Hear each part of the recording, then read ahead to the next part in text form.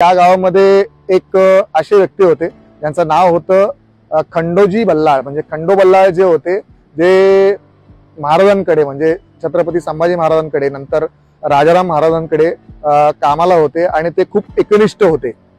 तर त्यांचं चिटणीस हे सरनेम होतं। त्यांचे चिटणीस जे वंशज आहेत ते सुद्धा या गावामध्ये अजूनही राहतात। तर माझ्यासोबत आहे ओंकार चिटणीस, जे स्वामिनिष्ठ खंडो बल्लाळ चिटणीस यांचे थेट 8वे वंशज आहेत। खंडो बल्लाळ जे होते त्यांचा ओव्हरऑल इतिहास काय, म्हणजे बऱ्याच लोकांना माहिती नाही। खंडो बल्लाळ यांच्याबद्दल काय सांगायचं तर हे एक असं व्यक्तिमत्व होतं, म्हणजे इतिहासात अशी अनेक व्यक्तिमत्व होऊन गेली की जे बहादूर होते, म्हणजे तलवारबाजीत ते खूप त्यांच्याकडे चांगलं प्रावीण्य होतं। काही चांगले घोडेस्वारी करायचे, काही लिखाणात चांगले होते। पण खंडो बल्लाळ हे एक असं व्यक्तिमत्व होतं की जे तलवारबाजी पण करायचे आणि वेळ पडेल त्यावेळेस ते पेन सुद्धा हातात घ्यायचे। त्यावेळची जी लेखणी होती, त्यामुळे लेखणी आणि शौर्य अशा दोन्ही गोष्टी खंडो बल्लाळ यांच्याकडे चांगल्या होत्या।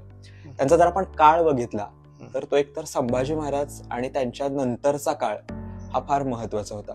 म्हणजे ज्यावेळेस संभाजी महाराजांचा जो काळ होता त्यावेळेस संभाजी महाराजांना सुद्धा एकदा एका कठीण प्रसंगातनं बाहेर काढायचं, म्हणजे थोडक्यात आपण म्हणू शकतो की त्यांचं प्राण वाचवायचं काम खंडो बल्लाळ यांनी केलं होतं। आणि सुरुवातीच्या काळात म्हणजे एकतर खंडो बल्लाळ हे संभाजी महाराजांचे एक सहकारी, त्यांचे सेवक म्हणून, त्यांचे चिटणीस म्हणून, आणि नंतरच्या काळात जर आपण बघितलं तर महाराणी येसूबाई होत्या त्यांचे प्रमुख अंगरक्षक आणि स्वराज्याचे सुरक्षा सल्लागार, अशा वेगवेगळ्या भूमिका त्यांच्या होत्या।